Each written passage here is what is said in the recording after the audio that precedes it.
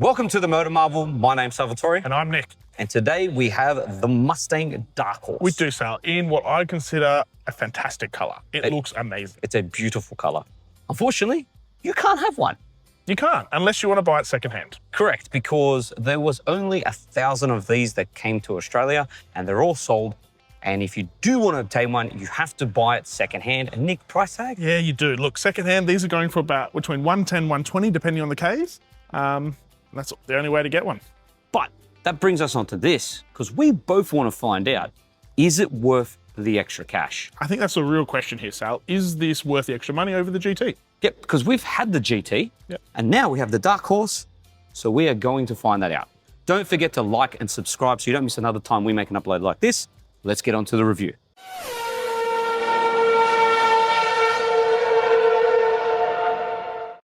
There we go. There it is. It's pretty... That astonishing motor. It is pretty cool. Like, It this is does. a pretty impressive engine. Mate, look at this strut in brace. this car. Oh, just took off my hat. Are you right, mate? Look at this. Yeah, that is a pretty beastie strut brace. And look at these dual throttle body intakes, Sal. Yeah. They are sucking in some serious air. So what has been done to this Dark Horse? Well, over the standard GT, it only makes 5 more kilowatts, so 350 kilowatts, 550 newton meters of torque. It sends all that power through a 10-speed automatic transmission because we have the auto. Yep. And it's rear-wheel drive, allowing this Mustang Dark Horse to do a 0 to 100 time in 4.5 seconds. Which is pretty quick. Considering this is an NA V8 car, Yeah. 4.5 seconds is actually pretty fast. Yeah, and considering that you can't get an NA car right now, Yeah. that makes big power like What this. other NA and car is will do that? a V8. Yeah, we'll do that at the moment. I don't think anything. Are there any naturally aspirated V8s right now? No. None. No. So underneath, it has forged internals that come from the GT500 Shelby, which is insane. So it means you could potentially supercharge this. That is a pretty cool idea. Yeah. The gearbox has been tuned. Yeah. The suspension has been tuned. Everything has been worked. And one big thing they've done, Sal, here is pretty much upgraded the cooling Yep. across everything. So upgraded oil cooling as well, upgraded transmission cooling, brake cooling. All of that's done to make sure that this power and this car can go out on the track and pump out that power Time over and and time over after again. again. Yeah. So it might not look like a lot, but it is. And once you see the driving portion of this video, you understand all these little things do make a massive difference for this car. It adds up to make this car that little bit special Yeah. over the GT. 100%. Wait, instead of waiting for the driving portion, let's just show everyone what this 5-litre V8 sounds like. Sounds good. Because it's unapologetically loud and runs off dead dinosaurs. It does. It It sounds does. very good. Let's have a load of what this thing sounds like.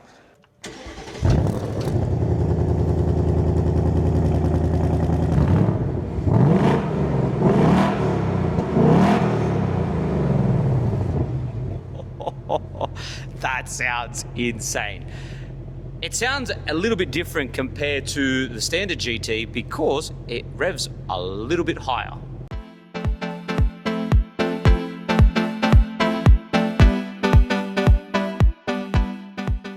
Right, what's different with the Dark Horse over the standard GT in terms of design? Well, you get a more aggressive front bumper. It's almost like a split up. So you've got your aggressive portion down here. You've got this black grille that continues down the side here, creates like a more aggressive look, and then it splits it up from the rest of the car. You've got these aggressive LED front headlights, which we absolutely love, but the biggest difference is this. You've got these large openings for air to be fed into those intakes, and then you have a black pony because it is the Dark Horse. You've got this really aggressive front lip because it's track focus after all. This beautiful paint, which, Nick, honestly, how nice is it in the sun? In the sun, this thing sparkles between like a bluey purple. It looks incredible. It's awesome. You got decals here on the bonnet that say Mustang Dark Horse. Show everyone this. So right here, it says Mustang Dark Horse. Show everyone that it is the Dark Horse. And obviously the Dark Horse badging on the side there. You got 19-inch black wheels, or like, would you say black? They're more of a More like a gunmetal grey. gunmetal grey. That is unique to the Dark Horse. And then you've got the 6-piston Brembo brake calipers up front, finished off in blue. You've got the gunmetal grey door mirror, again, to go with all the Dark Horse theme. Then it comes to the rear here, you've got these aggressive rear haunches, which is very unique to a Mustang. And then the 3-bar light design, that is Mustang all the way. A split wing, which is awesome, as you can see.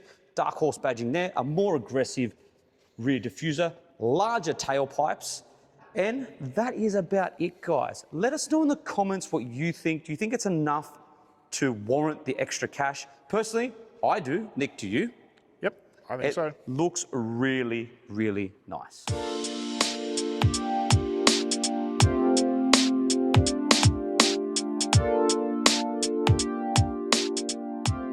The interior of the Dark Horse. The interior What of is the Dark your Horse. opinion on this? My opinion? It's fairly similar, Sal. They've done a few nice touches. So the main one is this steering wheel. For me, big improvement. Not that the Mustang GT wasn't bad, all right, but this is very nice. It has a great feel to it. When you're driving the car, yeah, it looks good. It's got enough, maybe a few too many buttons, but what car doesn't these days? Yeah, what car doesn't? So, I like the fact that the Mustang badge is blacked out. Yes, I just love that it's just a horse. It's a horse. And then everything in the interior is pretty much identical to the GT, except for little things. Now, if you want to see an in-depth review of the interior, go look at our review of the GT, because we're not going to go in depth about this, because it's pretty much the same. It's just got some Dark Horse touches. Yeah, so for example, you've got blue stitching everywhere, which looks awesome. You've got these seats, which are phenomenal. They are very nice. So they're blue, and then they have the Alcantara suede through the middle, and then they've got the blue stitching.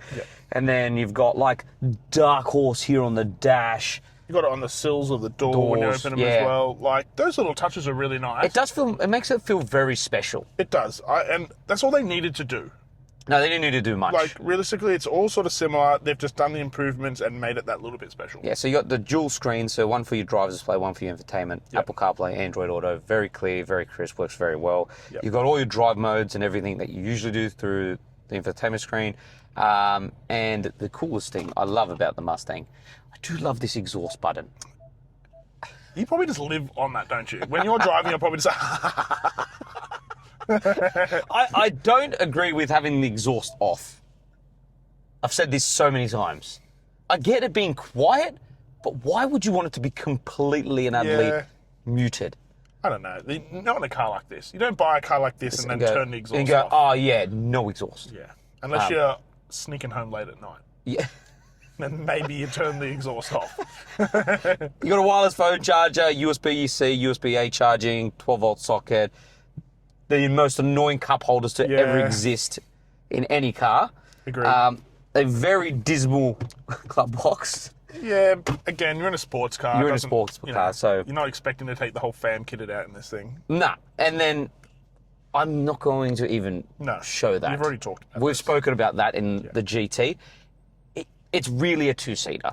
Yes, I think so. The small kids in the back, that's it. Like, I've seen guys put baby seats in there. That makes sense. That's what I'm saying. Small kids, babies, whatever. But anything else, that doesn't make sense. Agreed. Like, if you're an adult and you want to get in there, your friends do have to chop their legs off. It's not going to be a fun time. Nah, it's not going to be a fun time. Yeah.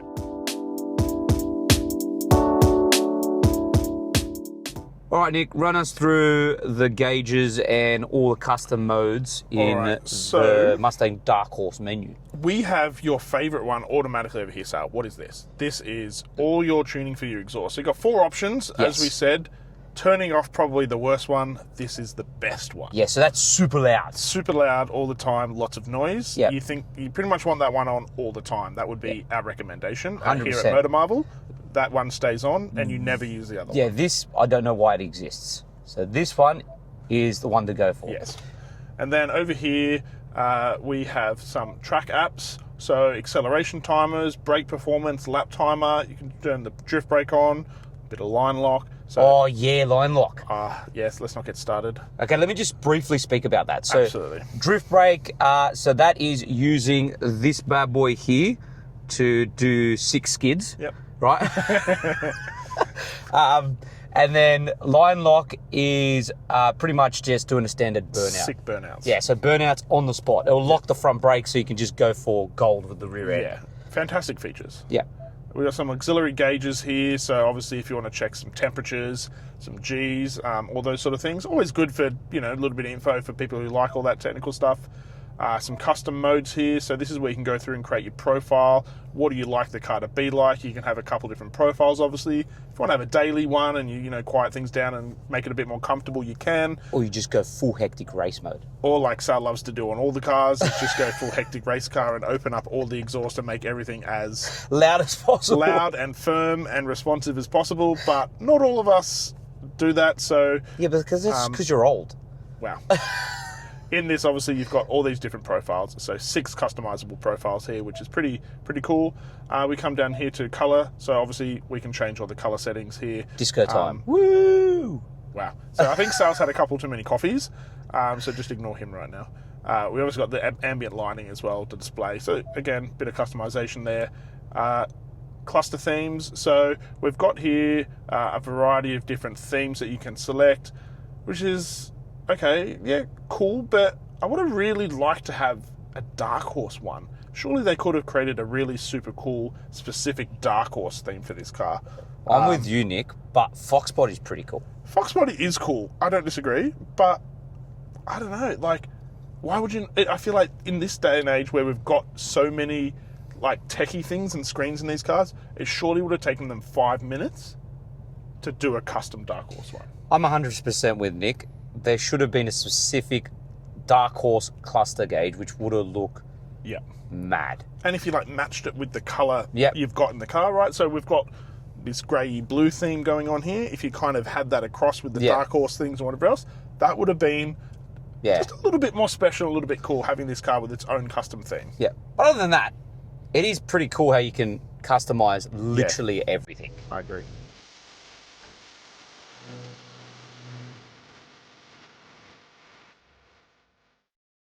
All right, so now we're on the road and we are doing a general review. A general review, sir. Can you sound a little more excited? General. We're in. Yeah, I know, but we're doing it. Vehicle. Oh, look, Aventador. There is an Aventador. There is a white Aventador, completely sidetracked, even though we're in the Dark Horse. General review of how this drives on road. Yeah. It's a great sports car. Like initial thoughts already, Sal. Like the GT. Yeah. The suspension is fantastic. Yeah, the Magnerized suspension. But let me just good. put it into actually comfort. Actually. Yeah. It's so nice. At the moment, it's not. So it was still so nice. No, it's it's still so nice. But I will put it into comfort. Now it is in comfort. Now, guys, be aware if you do buy a Dark Horse, right? So you buy one secondhand. Because you can't get one, like we said at the start. Mm-hmm. Because of the front fascia is different to the GT, be wary of speed bumps. Yeah. Because, if you hit a speed bump too fast, you will bottom out. I've seen that happen a lot of times with people with the Dark Horse when I've been watching reviews. They bottom out very easily. Yeah. Because the lip at the front extends that nose a bit more. Yep. But yeah, back to the day-to-day driving. It is actually a really, really good sports car. It's very easy to cruise around in this, Sal. I feel very comfortable. It's noisy. We're on the noisiest setting. Yeah, because I've put the exhaust on. I know. I definitely noticed that. So yeah, it's noisy, but it's really quite nice. It's got a nice note to it. It's got a little burble to it. It's beautiful to drive. I like the tight steering again. Yeah. The steering wheel is really nice. It feels good in your hands. That steering wheel is so much nicer than the GT. I think so. It's much nicer. Well, the whole interior is. It does feel a lot more special in here. It does. And even just the badging, the Dark Horse written everywhere, you can really tell in here it is that little step up over the GT. Yeah, it's a little bit more special. Yeah, it gives you that special feeling, which is what I think you want in a car like this. Do you feel like the seats are more body hugging than the... It's a good question because I remember the GT ones were pretty good. But they hugged you quite well, but... These feel stiffer.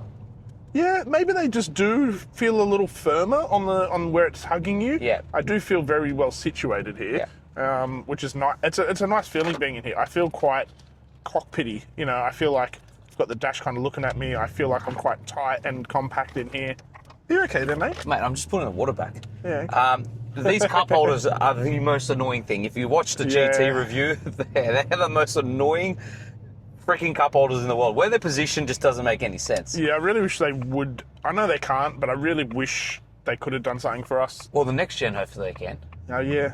Yeah. If we get the SC here in Australia. That would be nice. I would really like them to fix that because I think it's been a long complaint of Mustang owners. Yep, is this atrocious cup holders. Yeah, and the situation with the handbrake and everything. But that's because they had to move everything from here to there. That's what I'm saying. I get it. Yeah. But it's a problem for us. Yeah, it is a problem. Yeah.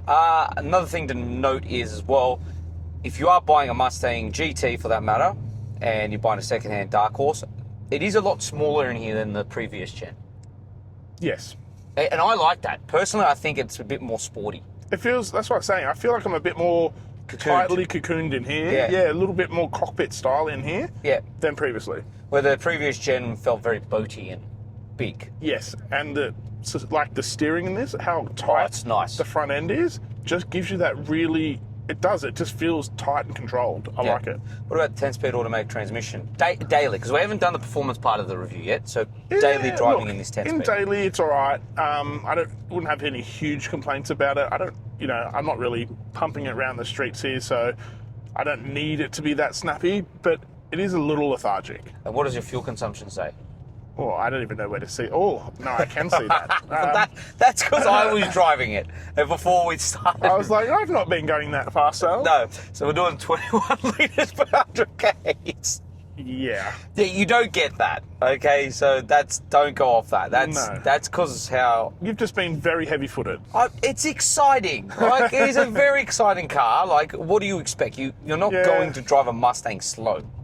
No, I get it, but you also just don't have to put your foot down at every corner. Yeah, you do, because every time you had a set of lights, you want to take off, you want to hear the exhaust. Yeah, but it doesn't take much, like... Yeah, but I like it a little bit louder. Okay. Yeah. Since we're on the topic about fuel consumption. Yes. Expect anything between 12 to 15 litres per 100 Ks if you drive very, very, very sensibly, right? Yeah. On the highway, you do get a good outcome. Which is? What do you reckon you get on the highway? I was getting around about, say, 12 and a half. It's not 13. Great. It's still not even... If you think numbers these days on fuel consumption, Sal, and I told you I bought a brand new car and it does over 12 litres a 100 on the highway. That's how I drive. I reckon you can get it into... Hey, actually, to be fair, I did see 11s with the GT when I was on the highway and I was just cruising. It's still not good, but fair enough. But it's a sports car. Yeah, like, I don't know, man. We both agreed, even when we did the GT, you agreed with me that wasn't too bad for what it is. It's not too bad, but it's not great. It's not great. Like, it is a big dirty V8, so you will get between 400 to 500 kilometres of range out of a full tank. Yep. Right? So, it's decent, man. What do you expect? Like, it is a fire-breathing 5-litre V8 that runs off dead dinosaurs, which I absolutely love. Wow. Killing the dinosaurs, mate. No, I don't. I love this thing. Yeah. I love the engine. But I don't think fuel economy is its... No, fuel economy is not, but we have to cover that because we are doing a review on it, and we want to give you guys the information required if you are considering buying one of these and dailying it. Yeah. Well, I don't think you really daily a Dark Horse. I wouldn't be too concerned about fuel consumption if you buy this vehicle. No, I don't think you would be. So, let's get on to the performance part. So, setting up the Mustang Dark Horse for Nic. So, it's in sport. With everything in sport except for the exhaust, which we'll put in race. Oh, race exhaust. Yeah, we want full, listen to that. loud boy. It does sound pretty phenomenal. I don't... All right, so in manual mode. Yep. Go, give us up. Wow, it really does unleash.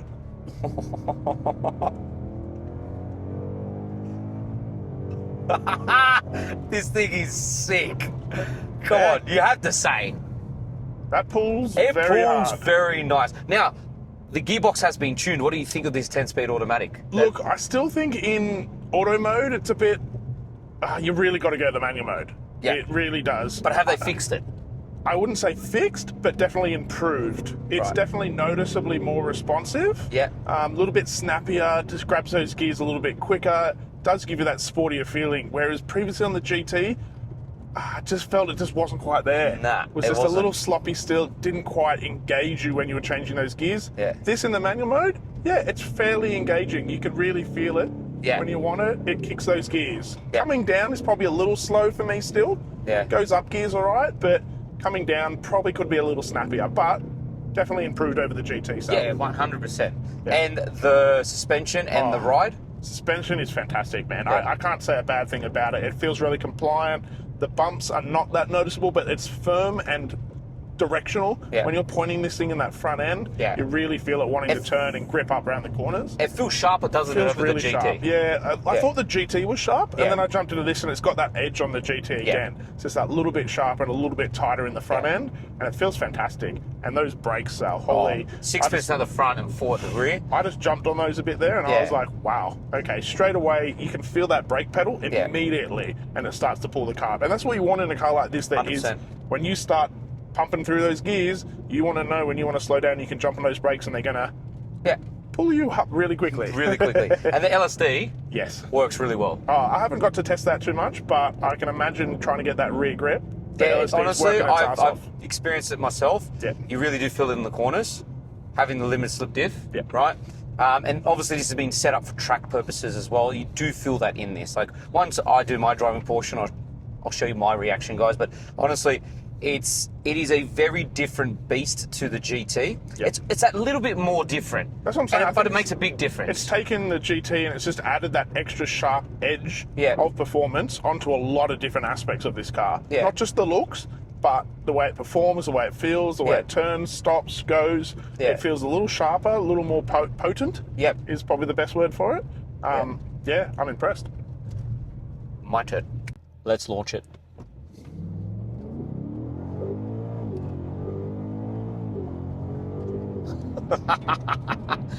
Oh, that's quick. Definitely puts a smile on your face. Yeah, it does. 0 to 100 is dealt with in 4.5 seconds. Yeah, depending, right? It is a quick car. Look, many might say it's not that quick, but I think it's enough. Yeah, for a sports car, it still puts a smile on your face. Yeah. You can most definitely tell the difference in the corners, Nick. And especially this gearbox. You really can. You're right. You really, really can. Yeah. You know what I mean? Like, I didn't take much notice of it before. No, it's the manual mode though, isn't it? Yeah, manual mode, really where they've improved it, and that's probably where they're expecting you to use, right? You're on the track, they're probably expecting you to be using this car in manual mode. So that's what they want. And it's got stronger internals. It does, yeah. Derived from Shelby. The main reason they've done all that, Sal, is to make sure on the track that this thing is able to handle lap after lap after lap. They've also improved a lot of the cooling, I believe, so that this car can do that over and over. Jeez, mate, you're really having a good time here. So much fun. So it's got improved cooling, like Nick said, better track use. Well, that's for all the components too, right? Look, I'll put it back into drive. And I'll just chill. The braking, the oil cooling, everything they've improved, right? Yeah. So they've done all that, and they've also, with the car itself, improved its chassis as well, so it can respond better as well. So stiffer chassis, all that sort of good stuff. The Magnerite suspension is also a bit stiffer, Sal. So it's giving you that firmer grip to the road. Look, and it's got wider tyres too. So I think it just in all, sounds like they've done a lot of things that are just track focused on this car. Like, that is really annoying. Okay, I will mention this. So just quickly, because it keeps disturbing me. I don't know if it's just this Dark Horse, but it constantly, repeatedly tells you to keep your hands on the steering wheel, even though your hands are on the steering wheel. And it's annoying because if Apple CarPlay is on, right, and you're talking to someone on the phone, it will literally override the conversation because it will make the volume for the person you're talking to go all the way down, and that will just constantly beep. I'm glad we're talking about this in the performance review, Sal. I'm just saying, it's freaking frustrating. Do you know what I mean? Thanks for letting me. I hate this. I hate safety tech, especially in performance cars. I get it, but they have to have it. I know, but one thing this car does not have, stop-start function. That's fantastic. It is very fantastic. Okay, so overall, it is a fantastic piece of kit. Has a lot of things that, you know, have been upgraded over the standard GT. Well, not a lot, but enough to make a difference. Correct. That's what I would agree with that comment. What would you give it, MotorMarvel rating? Oh, MotorMarvel rating on this? It's pretty solid. It is. I'd probably give it like an 8.5.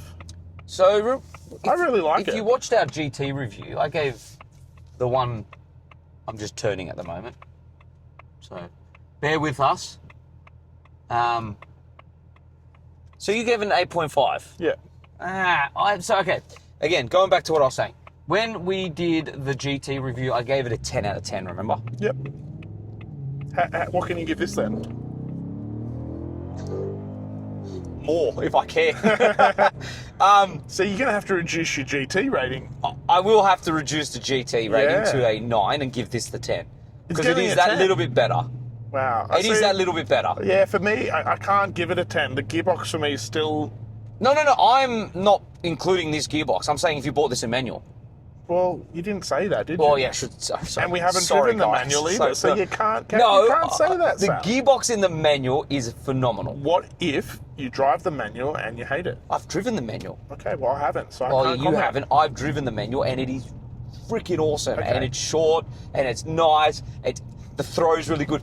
Okay. So you're giving it a 10 out of 10, 10 based on the manual. variety. Okay, so Yes. it gets an 8.5 Okay. for me based on it. We've driven an automatic. I'm with Nick on this. Thank you. I agree 100% with him. 8.5 based on this is the auto variant. Yes.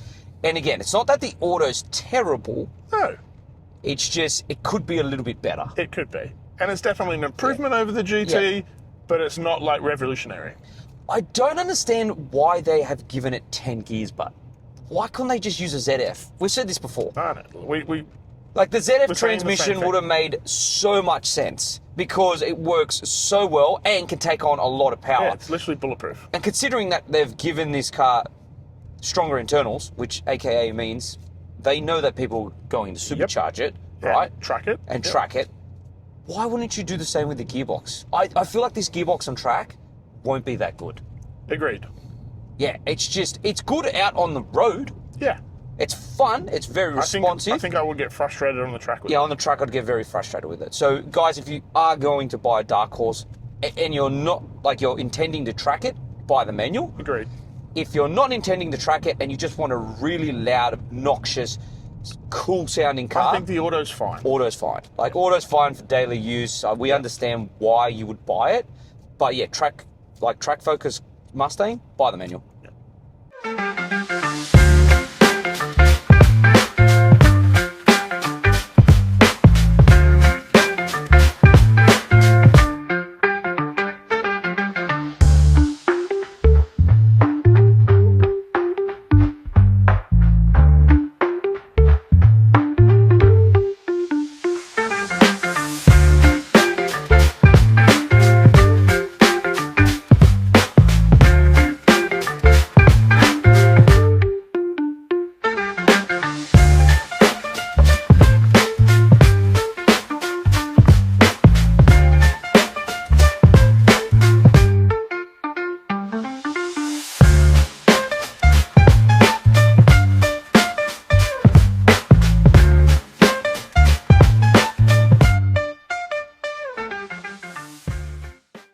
So what's our final verdict? Is it worth the extra cash? I think it is. I love this car. It's taking what we loved in the GT and taking it that little bit further. And as you know, Sal, I love the track and I like Yeah. track toys. So for me, this is just that one step up on the Mustang GT. Yep. With a little bit more track focused. Yep. And a little bit more, I guess, also like reliability and all the rest of it with the cooling Yeah. to make this car the GT, but yeah, track focused. And Yeah. that's exactly what it's going for. And I think it ticks that box. I'm 100% with you. It's the changes are subtle, but Yep. they're noticeable. Correct. Do you know what I mean? Especially what's done under here. Yeah, they Do you know haven't what I like changed everything and gone crazy. No. But they've just taken what was already a good platform, tweaked it for what you want. Yeah. And I think they've got a great product here. Yeah. So guys, if you want a Dark Horse, like we said, you have to buy it secondhand. Start talking to people on car ads. Yeah, because unfortunately you cannot get one anymore. Yep. Unless Ford decides to bring out the SC. Fingers Yes. crossed. Other than that, guys, thank you so much for watching, and we'll catch you on another time we do a review on a really cool car. Yeah.